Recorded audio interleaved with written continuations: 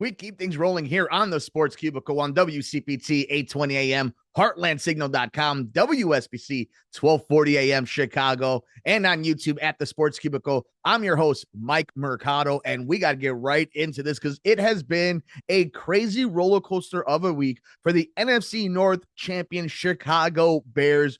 Drew Dalman retires the starting center. The acquisition of last offseason will no longer be a Chicago Bear. DJ Moore traded to the Buffalo Bills for a second-round pick, and Tremaine Edmonds has been cut, and the Chicago Bears make a trade for Garrett Bradbury, their new starting center from the New England Patriots, and now over $29 million roughly of salary cap space. We are breaking it all down here on the Sports Cubicle. I'm your host, Mike Mercado. Thank you so much for making us a part of your day. So let's start off with Drew Dalman, the 27-year-old center, the prize free agents, or one of the prize free agents last offseason, calls it a career, played a lot of football games for the Atlanta Falcons, played a lot of games for the Chicago Bears, started off a little rough in his would-be short tenure for the Bears, and had a little bit of a drop-off at the very end, but I think at points had really nice chemistry with Caleb Williams. And when you're looking at a Ben Johnson offense, how important it is for the center position to be in sync with not only the quarterback, but the head coach, with all the cuts and swings and pulls that the center does for this roster, for this offense. So bringing in a veteran, bringing in somebody who's played a lot of NFL games, played for a coach in Mike Vrabel that takes offensive line very, very serious. The play of it in Garrett Bradbury is very interesting. A good move. Again, bringing in a veteran, not having somebody that's going to have to learn the position. And it's just another key moment in the Bears' new era of Ben Johnson and Caleb Williams, of having to get the right pieces to make sure that they're able to keep this offense maturing and keeping the next step possible for them. So that was the Drew Dalman news. But you can't talk about this offense and its maturation, taking the next step, trying to take the next step in the NFC playoffs, and not talk about the Chicago Bears moving on from a fifth-round pick and DJ Moore to the Buffalo Bills for a second-round pick this coming up NFL draft. For the Bills, it gives Josh Allen a weapon. I think somebody who's going to bail out Josh Allen a lot. And this is a nice move for him. Again, do or die season. I don't know how many Josh Allen's going to get, but the most realistic top tier wide receiver since Diggs. So a nice move for the Bills. And for the Bears, it's a good package back, essentially a second round pick. They're going to have 3 picks in the top 60. It's nice, especially for a team that has a lot of needs around the entire roster. While they might be set and have a lot of depth on different positions, this is a team that does still need to fill a lot of holes. And we're going to see how Ryan Poles and Ben Johnson attack it in free agency and in the NFL draft. But I want to talk a little bit about the timeline, the legacy of DJ Moore, number 2, the real centerpiece of the turning of the ship of the Chicago Bears franchise. Think back to that trade with the Carolina Panthers. Obviously, you get the number 1 pick that would become Caleb Williams. But bringing in a weapon like DJ Moore to help out Caleb Williams, who would be his next starting quarterback for the Chicago Bears. And then the amount of big-time plays, the amount of times that we saw the grit, the professionalism from DJ Moore will never be undersold. It will always be appreciated. And then we talk about the ultimate legacy moments and plays. Finally being able to play on playoff games in this magnitude against the Green Bay Packers of all teams. And having big-time moments in the big Week 16 matchup.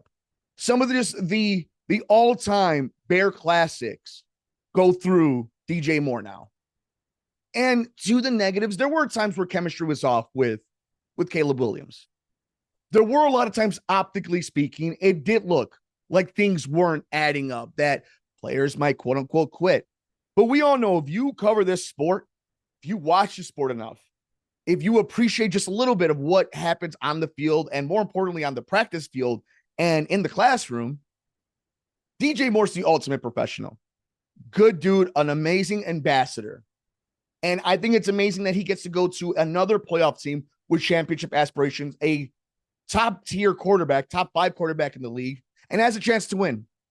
And still, once again, helps the Bears get a draft pick that can help them this season and down the line.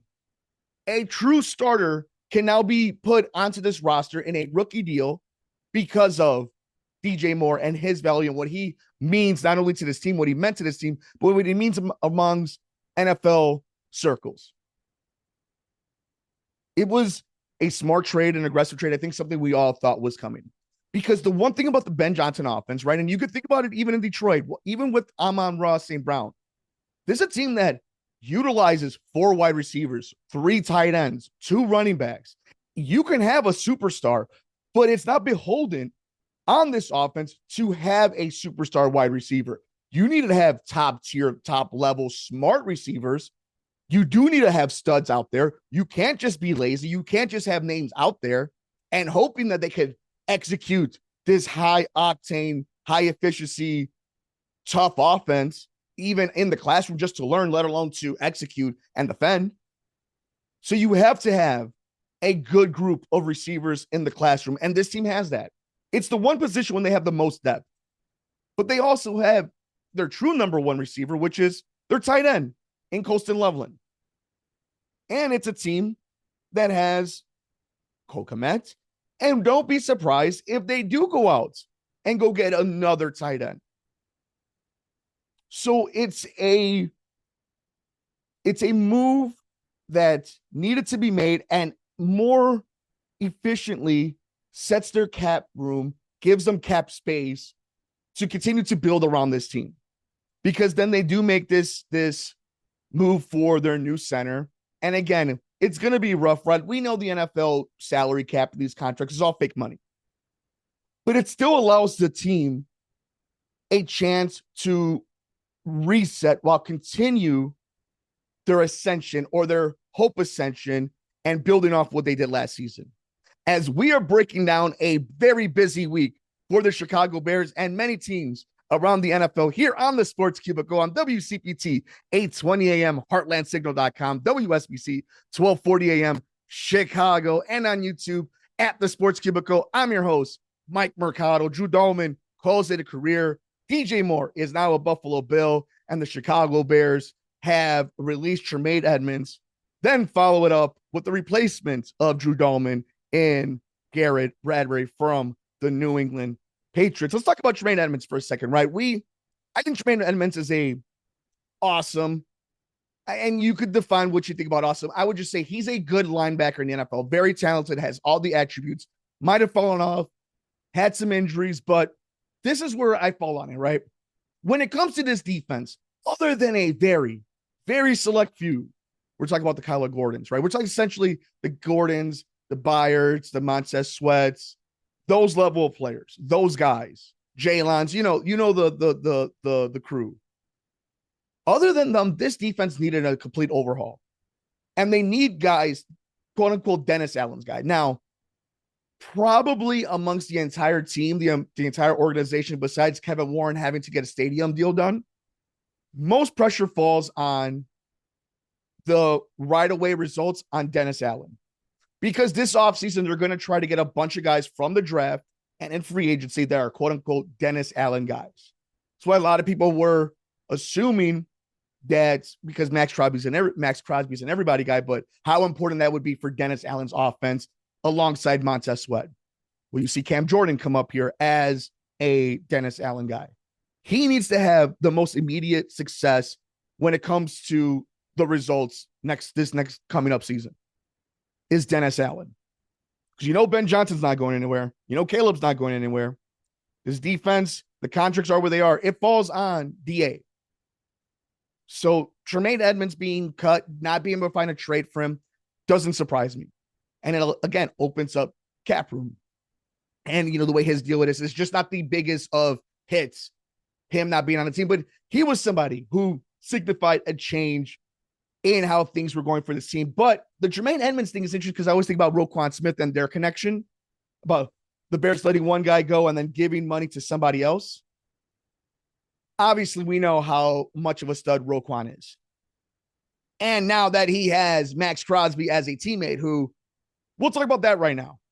And we know Paulie and I have been talking about this for a long time. There are a lot of players and a lot of moving entities and pieces moving around, if you will, for this Maxx Crosby deal. We've heard the Eagles, the Cowboys, the Bears, and the Ravens themselves, who gave up 2 first-round picks.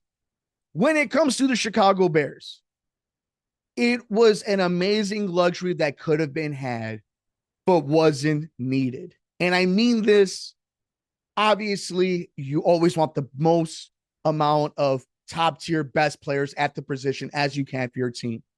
So obviously you want Maxx Crosby, Myles Garrett, TJ Watt, name your favorite, right? The top tier guys, the Micah Parsons, Maxx Crosby's, the Myles Garrett's, when he was around, the Aaron Donalds, the TJ Watts. You want them on your roster. You will do whatever you can that is feasible and not franchise debilitating to get them on your team. And then once on your team, do whatever you can to keep them. The Chicago Bears did not have or if you will, they didn't have the necessary need to bring him in, the desperate need to bring him in. It would have been an amazing luxury, and you would never have looked back had you done it. But they have a lot of roster needs. They have a lot of positions to address. And one of them being an edge rusher, somebody that can get the quarterback. But right now, you have a lot of things upon the horizon. You got to pay Darnell Wright. And more importantly, that contract for Caleb Williams is looming over your franchise. So while it's win now, you can't ignore the future. The balancing act that Ryan Poles and Ben Johnson have is just this. This is the magic. This is where you win Super Bowls. This is where you're competitive for a decade. How do you handle bringing in top-tier veteran talent that can help you take you over the top? How do you handle scouting and developing rookies and people on practice squads so they benefit your salary cap? And if you have the benefit and the luxury and are lucky enough to have a franchise quarterback, how do you pay him while keeping your team competitive? That's the balancing act. That's where Ryan Poles and Ben Johnson will make their money and cement their legacy. And after this week of Chicago Bears football news, it's going to be a completely different outlook, projection, season for the 2026 Chicago Bears. And this is where it always goes back to the final moments of any NFL season. Unless you're the team hoisting the Lombardi Trophy, it could be a successful season. It could be a fun season. It could be a growing season, a frustrating season, a rebuild season. It could be many things, but it's one season. It's an isolated year. Not many things transfer over, and you're already seeing it on this roster. Look around the NFC North itself. Look at the Vikings. They don't know who their quarterback is going to be. The Detroit Lions have lost David Montgomery. The Green Bay Packers are hoping to get guys back healthy and trying to make these big time splashes that get them on top, the NFC North. Things change so fast in the NFL. And the Chicago Bears have an uphill climb, because it's one thing when you are the hunters. It's another thing when you're the one being hunted with the big target in your back as the division leader, the division champ, the team with all the expectations, the hot shot quarterback and brilliant young head coach. So we'll see how they address all this. How do they utilize that second round pick? How does Garrett Bradbury adapt to this offense? How do they address this NFL draft? Who do they target now that Maxx Crosby is gone? There's still a lot of work to be done for the Chicago Bears beyond building a new stadium. Immediate action on the roster for the team we'll see this coming September. We want to know your thoughts, so leave a comment down below on the YouTube channel. What have you thought about the last few weeks of Chicago Bears rosters, news, and rumors? We want to know, what do you think they're going to do come free agency and the NFL draft?